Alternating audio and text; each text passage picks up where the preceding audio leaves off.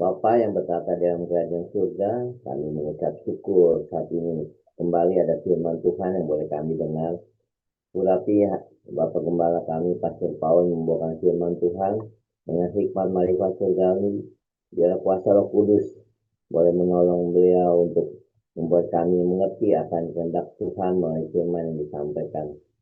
Biar Engkau pimpin Tuhan acara pemberitaan firman Tuhan ini, khusus juga para lektor yang membacakan firman Tuhan. Pak kasih yang istimewa dan bersama.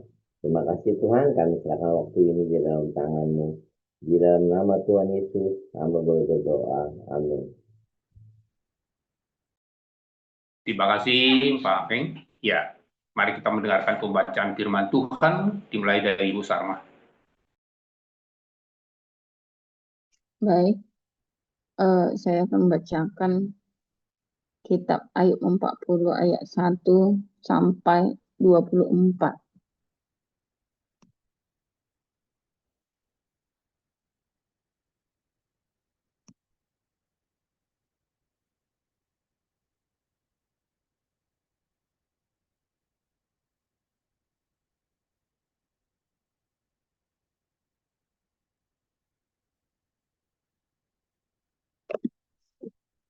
Bentar, Ibu.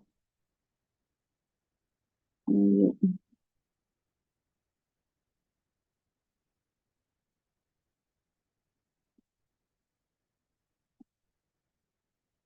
Ayub 40 ayat 1 sampai 28. Iya. Ayub 40 ayat 1 sampai dengan 24 ya. Baik. Tuhan menantang Ayub.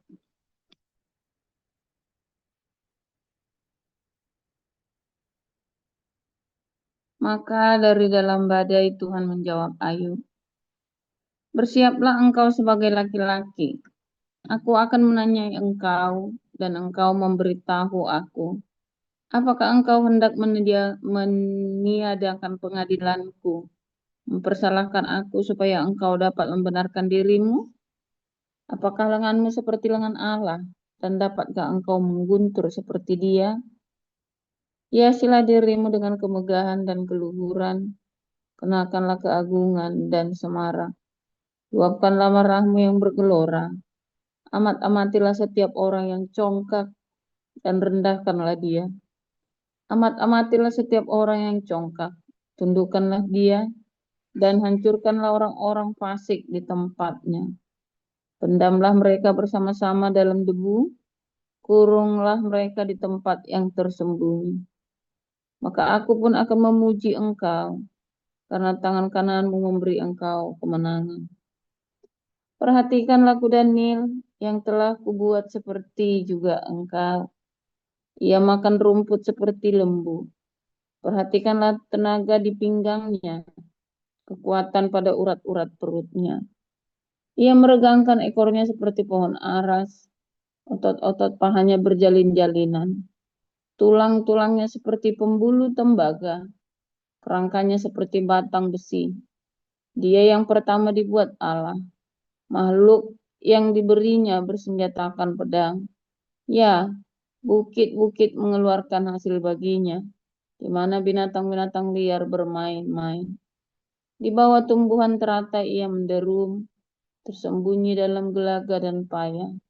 Tumbuh-tumbuhan teratai menaungi dia dengan bayang-bayangnya. Pohon-pohon ganda rusa mengelilinginya. Sesungguhnya, biarpun sungai sangat kuat arusnya, ia tidak gentar.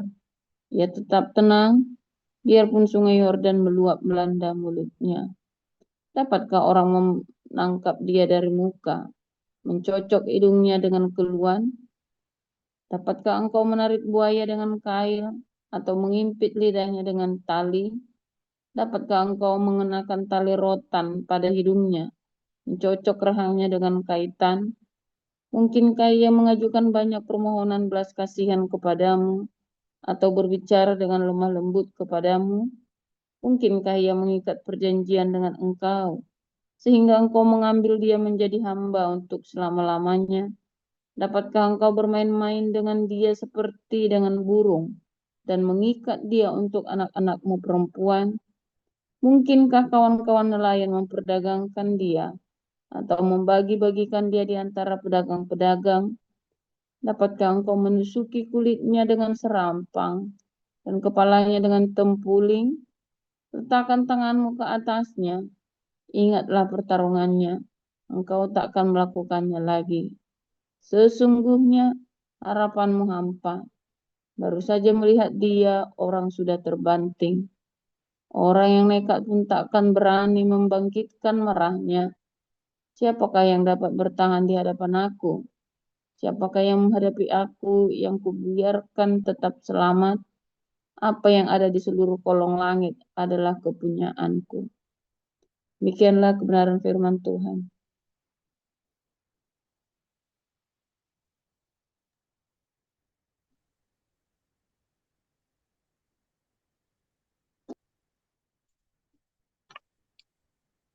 Matius pasal 14. Pada masa itu sampailah berita tentang Yesus kepada Herodes, raja wilayah. Lalu berkata kepada pegawai-pegawainya, inilah Yohanes Pembaptis. Ia sudah bangkit dari antara orang mati, dan itulah sebabnya kuasa-kuasa itu bekerja di dalamnya. Sebab memang Herodes telah menyuruh menangkap Yohanes, membelenggunya dan memenjarakannya, berhubung dengan peristiwa Herodias, istri Filipus saudaranya. Karena Yohanes pernah menegurnya, katanya, tidak halal engkau mengambil Herodias. Herodes ingin membunuhnya, tetapi ia takut akan orang banyak yang memandang Yohanes sebagai nabi. Tetapi pada hari ulang tahun Herodes, menarilah anak perempuan Herodias di tengah-tengah mereka dan menyukakan hati Herodes. Sehingga Herodes bersumpah akan memberikan kepadanya apa saja yang dimintanya. Maka setelah diasut oleh ibunya, anak perempuan itu berkata, berikanlah aku di sini kepala Yohanes Pembaptis di sebuah talam. Lalu sedihlah hati raja, tetapi karena sumpahnya dan karena tamu-tamunya diperintahkannya juga untuk memberikannya. Disuruhnya memenggal kepala Yohanes di penjara. Dan kepala Yohanes itu pun dibawa orang di sebuah talam. Lalu diberikan kepada gadis itu, dan ia membawanya kepada ibunya. Kemudian datanglah murid-murid Yohanes Pembaptis, mengambil mayatnya dan menguburkannya. Lalu pergilah mereka memberitahukannya kepada Yesus. Setelah Yesus mendengar berita itu, menyingkirlah ia dari situ dan hendak mengasingkan diri dengan perahu ke tempat yang sunyi.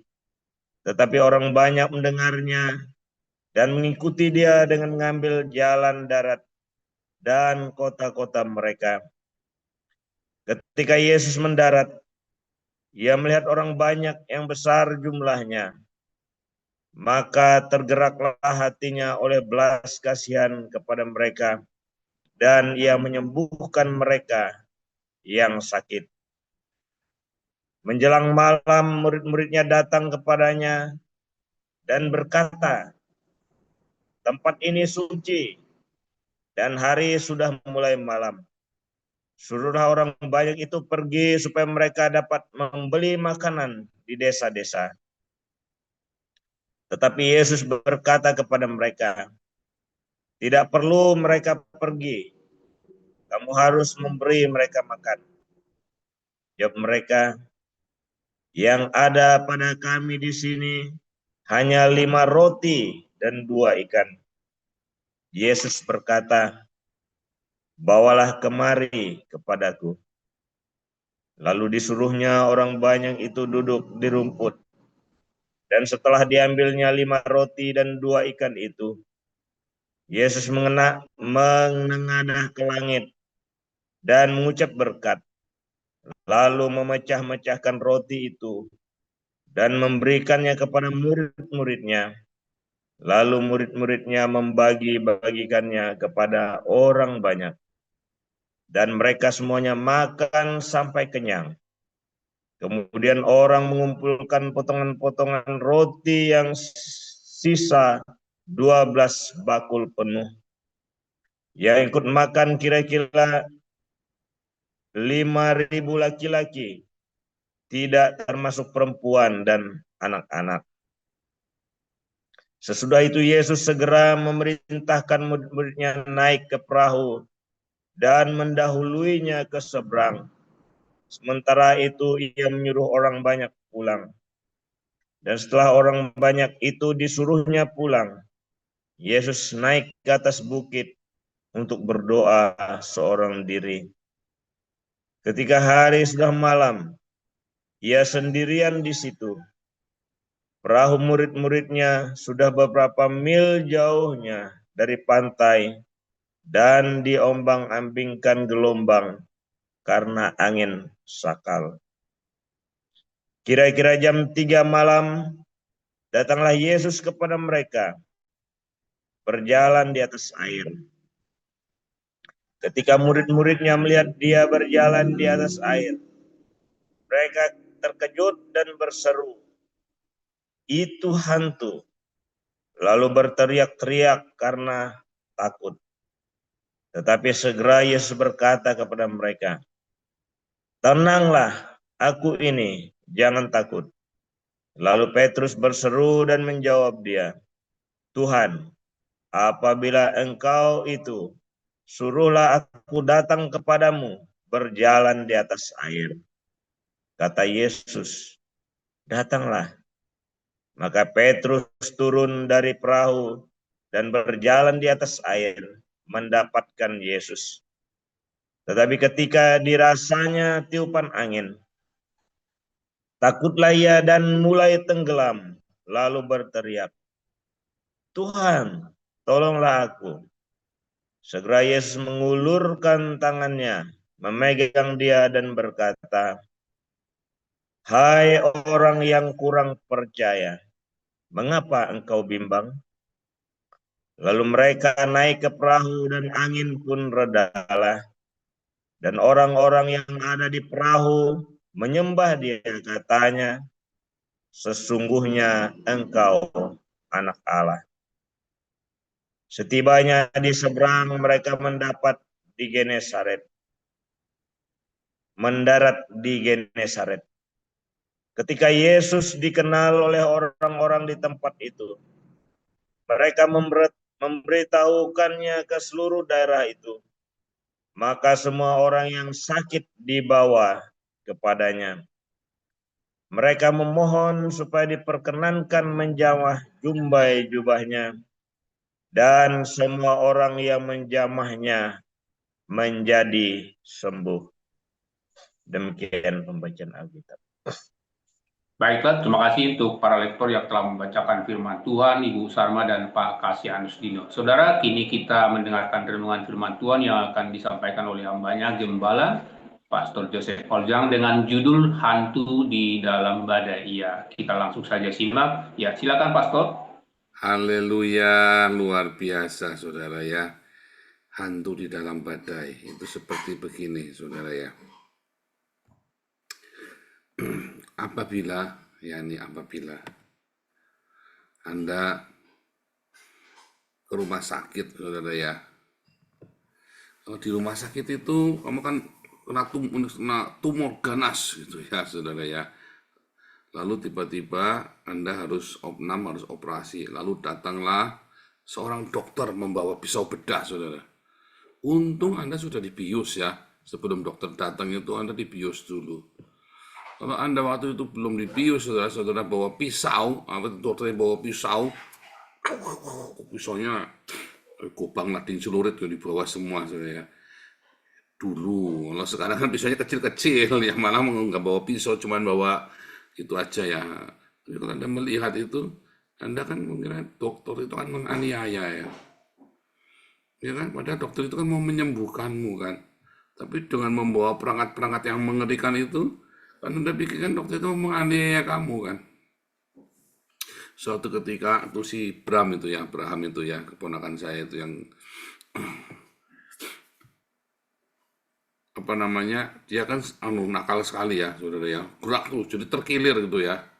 Nah, terus diurut sama tukang urut ya, tukang urutnya pinter. Jadi badannya cuma dipegang begini dulu sapu-sapu gini, wah pelocotan, wah nangis, ngamuk dia, saudara ya. Nah, terus Wisely gantian, Wisely mau diurut itu ya. Nah, Wisely baru dipegang itu, wah nangis. Si Bram yang ngamuk, dia bawa ini saudaranya, bawa bola itu ya, bola basket dilempar ke tukang urutnya, saudara ya. Waduh, tukang urutnya itu sampai kaget gitu dilempar pakai bola basket sama si Bram itu ya. Waduh, sama keponakan saya itu ya dibuang begitu ya, tukang urutnya kaget. Tukang urutnya dikira penjahat, padahal lagi mau nyembuhin si Wisely. Nah, itu kan cerita yang jelas sekali ya, cerita yang sangat simpel, itu perumpamaan yang Mas Anda nggak ngerti sih saya cerita begitu.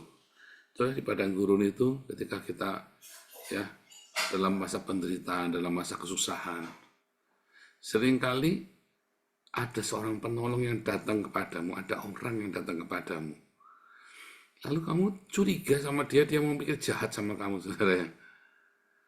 Ya kan? Kamu pikir dia mau bikin jahat sama kamu.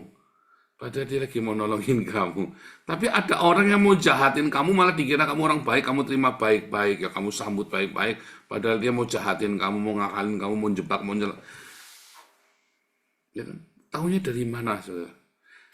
Kamu tahu dari mana yang si ini mau bikin baik sama kamu, si itu mau bikin jahat sama kamu. Yang mau bikin baik sama kamu, biasanya tidak menyenangkanmu. Terus Anda bilang, dari pertama aku tidak feeling sama dia. Hanya karena gara-gara kamu nggak feeling, saya nggak tahu kenapa kamu merasanya punya indera keenam paling hebat di dunia, lalu kamu nggak feeling, atau kamu melihat muknya ada katanya-katanya, ya, lalu kamu nggak suka sama dia. Ya kan, katanya-katanya lalu kamu nggak suka sama dia. Ya kan, ada banyak sekali ya. Jangan deket-deket sama Paul itu, buron itu. Jangan deket-deket sama Paul ini. Padahal Paul ini punya ada yayasan yang siap menolong kamu kalau lagi kamu susah. Tapi kamu jangan deket-deket sama Paul. Itu lihat ngomongnya kasar tuh, ngomongnya gundul mupeyang, ya, ngomong jorok, ngomong kasar. Tapi ada orang yang baik ya, lembut hati, lucu, ya kan, kayak Gilbert. Padahal mau morotin duit kamu suruh bayar per puluhan. Tetapi Anda lebih suka sama orang yang begitu ya, saudara ya, yang kelihatannya baik. Sementara banyak orang yang kasar seperti saya, yang sebetulnya justru punya kapasitas dan potensi untuk menolongmu. Loh, saya punya banyak pengalaman dengan orang-orang seperti itu dari dulu ya, karena kan kami miskin kan, jadi kami sering ditolong sama orang. Saudara, yang nolong kami itu bukan orang yang lemah lembut loh, kebanyakan loh. Orang-orang yang nolong kami itu orang-orang yang kasar-kasar tuh ya. Maaf ya saudara, kalau ngomong itu ngomong kebun binatang keluar semua. Disitulah saya belajar. Terus orang ini ngomong sama saya ya. Kamu lihat tuh, keluarganya itu, si A. Wah, ngomong kebun binatang semua, pakai bahasa Tegal. Ya, Anda bayangkan kalau ngomong pakai bahasa Tegal. Weh, jeleng nih, keluarganya weh. Ya, musuh, rusuh. Ya, kebun binatang metu kabeh cangkeme. Nah, gitu ngomongnya begitu ya. Tuh kamu lihat papimu, ngomongnya halus, segala macam. Lihat tuh, malah banyak orang ditolong sama dia. Saya bukan tahu dia, bukan begitu ya. Oleh karena itu sebuah ekspresi kenabian ya. Tapi seringkali ada orang-orang yang kamu nggak feeling sama dia. Justru dari kecil saya sudah belajar ya, melihat banyak orang yang kelihatannya tidak berjanji, yang kelihatannya kamu nggak feeling ngomong, kamu istilahnya apapun kamu nggak feeling. Tapi justru dia yang menjadi malaikat yang Tuhan kirim untuk menolong kamu. Tapi ada banyak kali ya orang yang kelihatannya baik, santun, ramah, tapi dia justru menjadi iblis. Ya kan? Entah mengapa ya, padahal kan Tuhan suruh kita untuk santun, lemah lembut ya, untuk berlaku sopan. Loh, Tuhan kan suruh kita begitu, iya. Tapi kalau kamu melihat ada orang terlalu sopan, terlalu lemah lembut, terlalu baik, terlalu ramah, hati-hati saudara. Yang tidak pada tempatnya, dan Anda biasanya akan tertipu dengan orang yang sangat lembut, sangat santun, sangat ramah. Ya. Dan tertipu, dan biasanya orang itu mau ngambil apa-apa dari kamu. Waduh, saya jadi stereotip ya. Jadi kalau ada orang santun, kamu jadi hati-hati. Oh enggak, bukan ya. Santunnya kelewatan, sopannya kelewatan, ramahnya kelewatan, lembutnya kelewatan. Karena Tuhan Yesus itu tidak lembut kelewatan ya. Tuhan Yesus itu meja penukar uang dibaliknya, diamuk. Wah, dicambukin itu orang yang dagang-dagang di bait Allah. Ya kan? Dan bahkan Tuhan Yesus itu bisa ngomong tajam ya, ketika ketemu orang Farisi ahli Taurat ya, dia bisa tajam dan dia bisa melakukan sarkastik yang luar biasa tajamnya.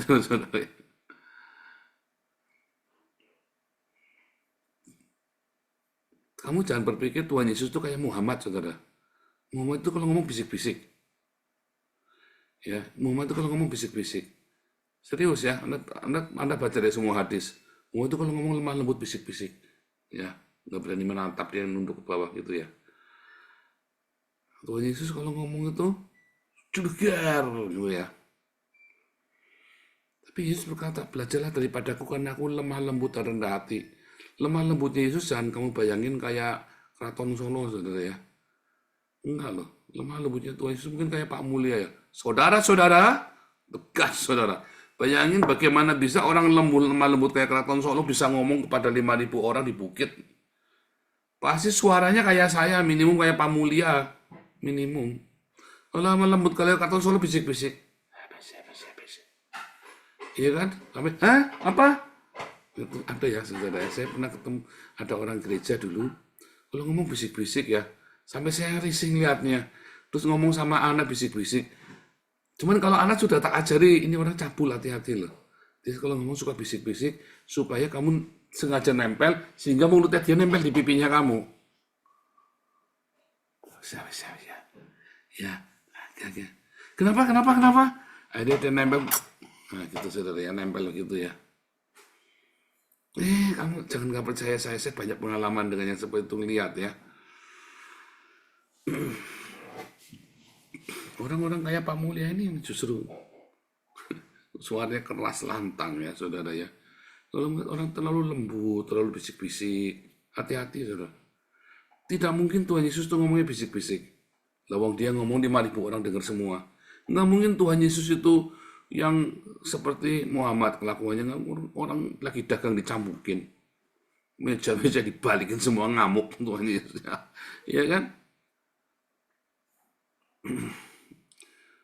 Bahkan itu pejabat-pejabat semua dituding sama Tuhan Yesus. Celakalah kamu, itu pejabat-pejabat di bait suci kan. Sampai orang ngamuk, Yesus ditempeleng ya. Saking tajamnya perkataannya Yesus kan. Ditempeleng ya sama imam besar kan. Apakah Yesus santun, sopan santun? Ya sopan santun. Tapi dia waktu mengajar dia berkata, ya kan? Dan ngomong dengan keras. Saya nggak lagi mau cerita karakternya Yesus seperti apa, temperamennya, kelakuannya. Tapi saya lagi mau cerita kepada Anda.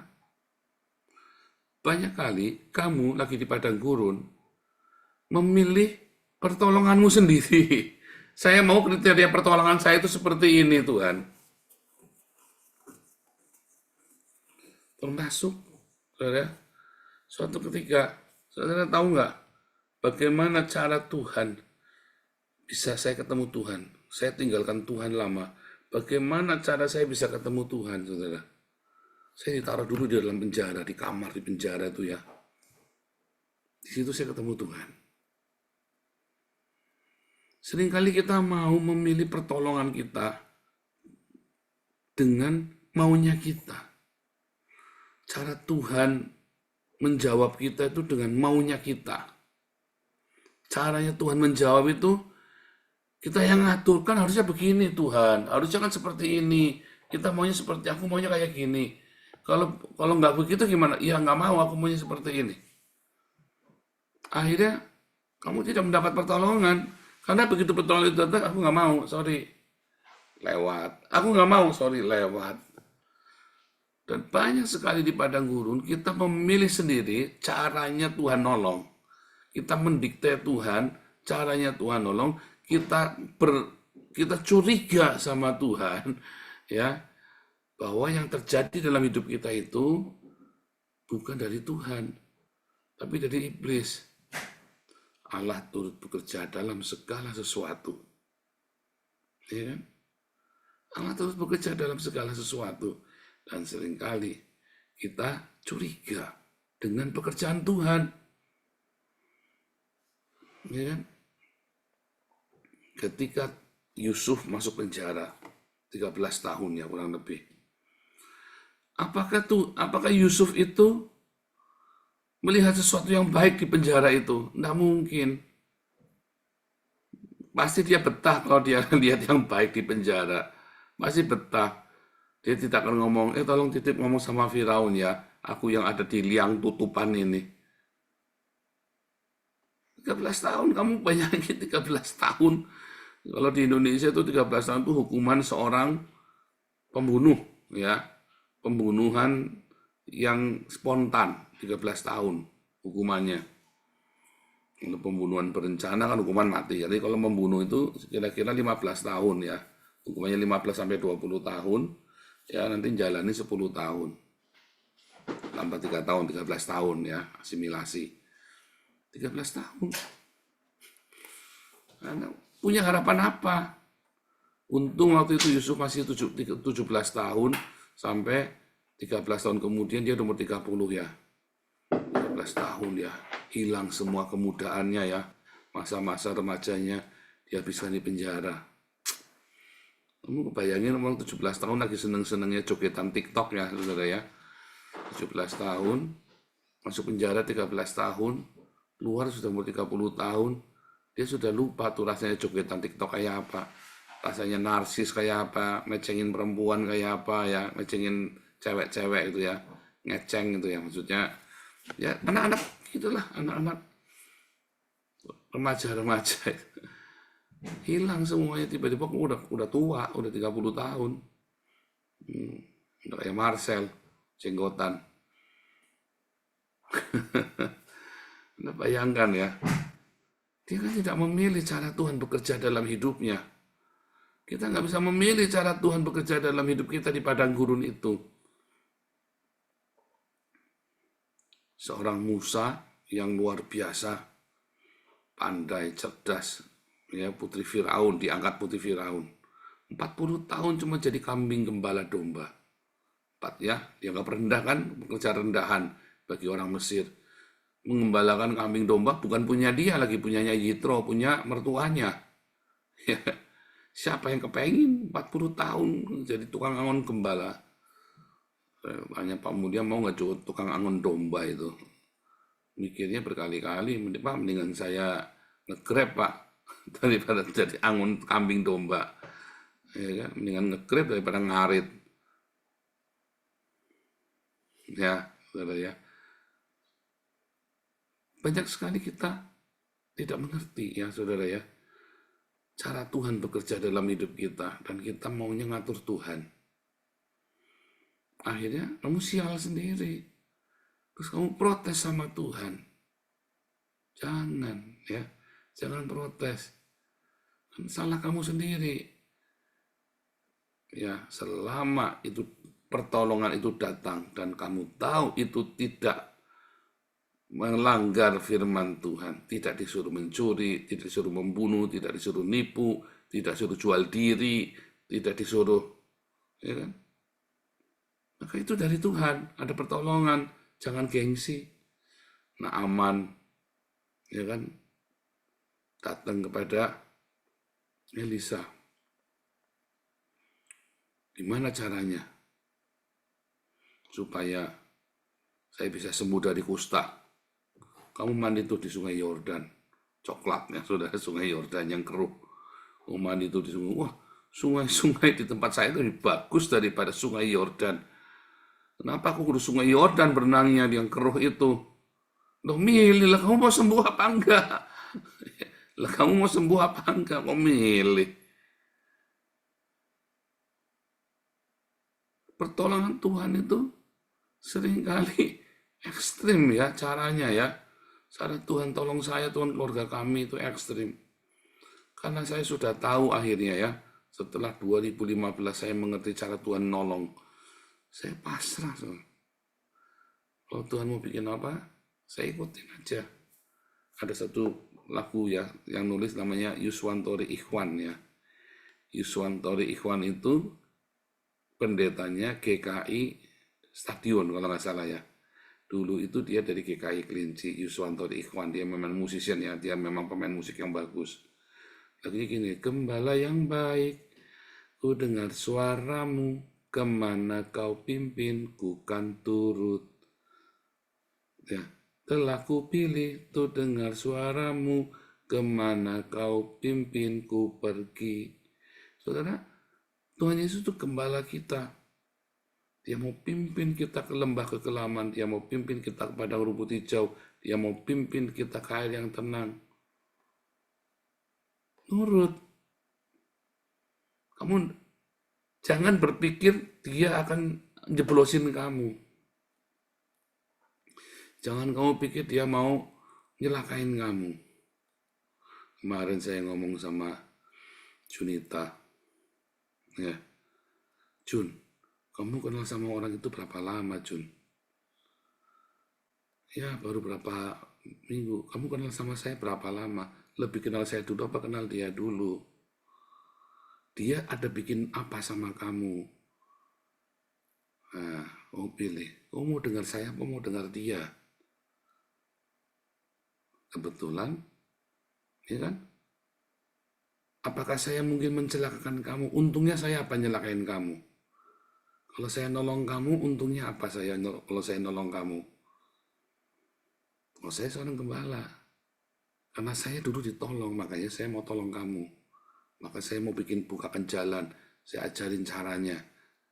Kalau dia, ada orang yang mau ngajari kamu, hati-hati dengan semua orang yang bicara. Hati-hati saudara dengan orang kalau lagi ngajak atau masih tahu, kalau kamu tidak tahu. Ya, siapa yang buka jalan buat kamu? Kamu hati-hati, kamu dengarkan. Saya gembalamu, saya tuntun. Orang ini siapa? Ya kan, hati-hati, jangan sampai kamu nanti dimanipulasi oleh orang. Anak saya juga tak omongin begitu ya. Bukan hanya, saya ngomong sama anak saya, kamu lihat ya ada orang-orang, banyak anak-anak remaja lebih percaya sama orang lain daripada sama papa mamanya. Ya, saudara ya. Enggak, anak-anakmu gitu juga enggak? Hati-hati saudara ya. Banyak anak remaja lebih percaya sama orang lain daripada papa mamanya. Karena saya tak ajarin, mereka baru kenal kamu. Mungkin tujuannya tidak jahat, tapi mereka baru kenal kamu. Terus mereka sok-sokan mau lebih baik daripada papa mamamu. Hati-hati. Jangan percaya siapapun. Walaupun mungkin kita nggak usah curiga dia mau jahat. Tapi kalau papa mama sudah bilang A, kamu lebih dengarkan papa mamamu daripada dengarkan orang lain. Mungkin yang papa mama ngomong terlalu keras buat kamu, atau sakit, kamu nggak kepengen, kamu maunya pakai caranya orang itu tuh. Ingat, itu bukan apa-apanya kamu. Kalau kamu celaka, dia mah free saja. Papa mamamu nangis darah seumur hidupmu kalau kamu celaka. Papa mamamu nangis darah. Dia bukan siapa-siapanya kamu. Kalau ternyata dia nuntun kamu salah, kamu celaka, dia ngilang. Bodoh amat. Kamu siapa? Tapi kalau kamu sampai celaka, papa mama bisa nangis darah loh. Ya, saudara ya. Balik lagi kan, orang tuamu nitip kamu ke saya. Kalau sampai kamu ada apa-apa, wah, orang tamu ketempuan sama saya. Lah orang itu ndak kenal. Ditinggal pergi kamu kalau ada apa-apa, bodo amat. Nah, sama ya, saya sama istri saya juga begitu. Suami istri, seringkali istri tidak percaya sama suaminya. Suami tidak percaya sama istrinya. Lalu percaya sama tetangga, kan edan saudara. Ada nggak istri-istri yang lebih percaya tetangganya daripada sama suaminya? Wah, kamu istri geblek. Siapa suami-suami yang lebih percaya sama tetangga daripada sama istrinya? Kamu suami geblek. Kamu tinggal sehidup semati dengan istrimu. Kalau ada apa-apa dengan kamu, tetanggamu ndak urusan. Istrimu yang repot. Kalau ada kamu dengan tetanggamu, ya istri-istri, suamimu yang pusing. Harus saling percaya. Jangan curiga. Ya, dan kita sama Tuhan Yesus juga begitu. Jangan curiga sama Tuhan Yesus ya. Oh, ada suami yang jahat mau nyelakain istrinya. Kan kamu tahu dari awal. Kecuali dari awal memang gelagat-gelagat suamimu mau nyelakain kamu, istrimu mau nyelakain kamu, istrimu selingkuh atau suamimu selingkuh. Terang-terangan aja jelas-jelas.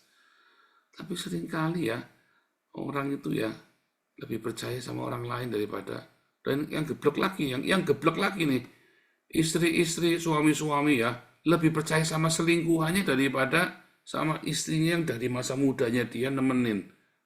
Sama suami yang dari masa mudanya nemenin, udah menikah 20 tahun.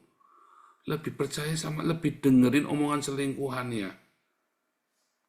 Bahkan banyak suami-suami istri yang sudah cerai, lebih percaya sama istri barunya atau suami barunya, anaknya dikorbanin.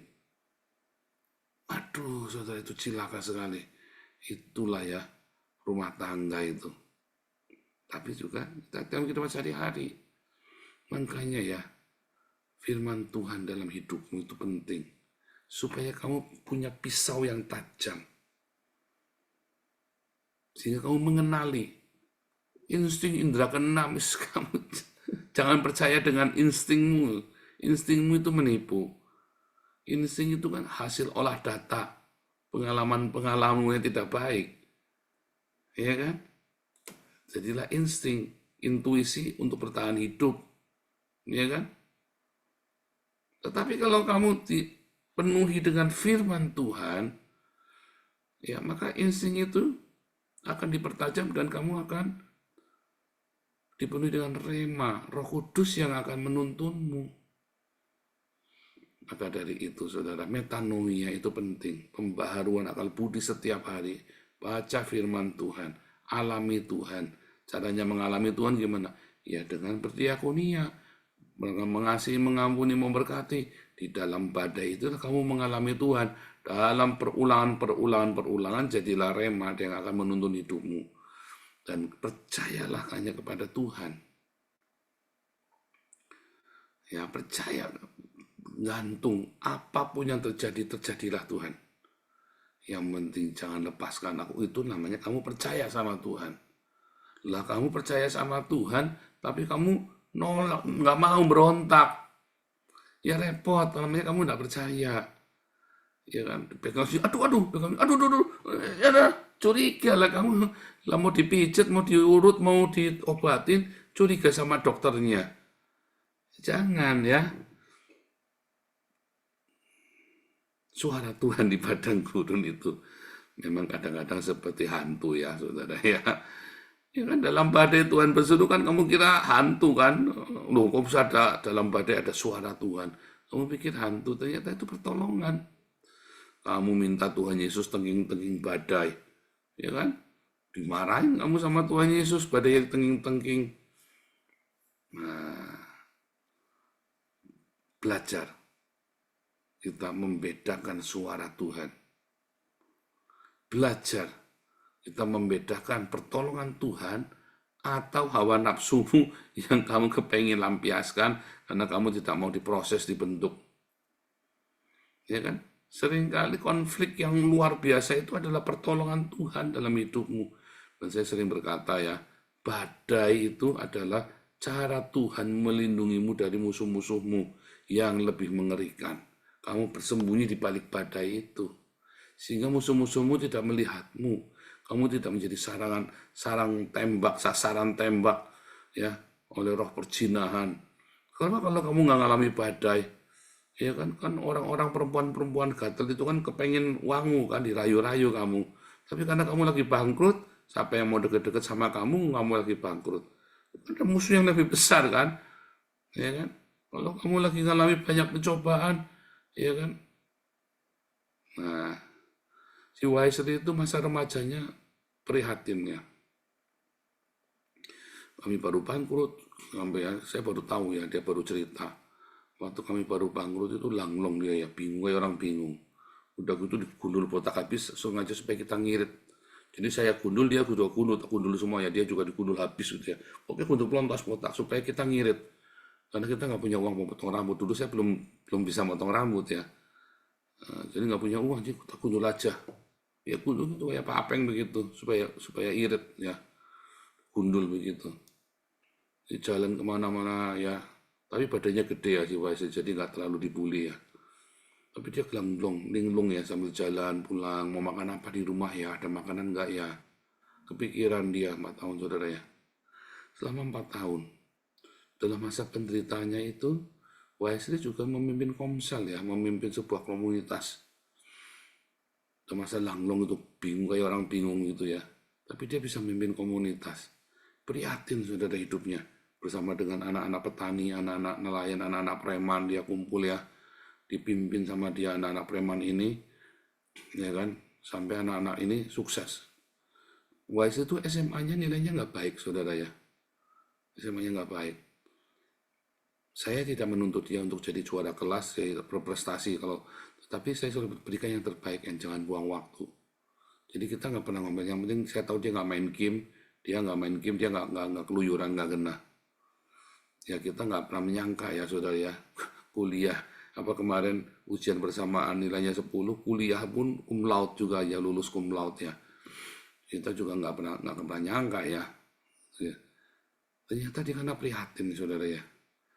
Di dalam badai kami yang besar itu, ternyata Tuhan melindungi dari apa saudara? Dari kenakalan remaja. Bayangin, anak segitu. Tanpa kita kudu ngapa-ngapain dia prihatin sendiri hidupnya. Karena dia prihatin, dia tanggung jawab, begitu dia masuk Belanda, dia senang sekali, digeber saudara sekolahnya ya, nilainya 10 semua. Digeber, dia masuk Belanda, begitu dapat sekolah, digeber sama dia sekolahnya, itu benar-benar tiap hari ya, belajar, organisasi, layan di gereja kami yang layan bantu kami, segala macam, semua nilainya 10 semua, cum laude juga saudara ya. Gila ya, cara Tuhan tolong kita di dalam badai.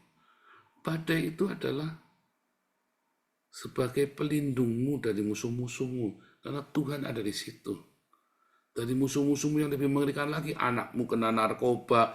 Ya mencegah anakmu dari narkoba, mencegah suamimu selingkuh, mencegah kamu bahkan dari berbagai, ketika kamu sakit, Pak TJ itu ya luar biasa ya. Pak TJ sakit malah mengalami Tuhan. Di dalam badainya itu dia mengalami Tuhan. Saya bilang, Pak TJ kalau nggak sakit nggak bisa ketemu Tuhan, dia skeptik. Pak TJ itu skeptik, saudara, orang yang tentang penjahat pula katanya. Saya lagi muda ini Pak, saya nakalnya sekali Pak, saya nakal sekali.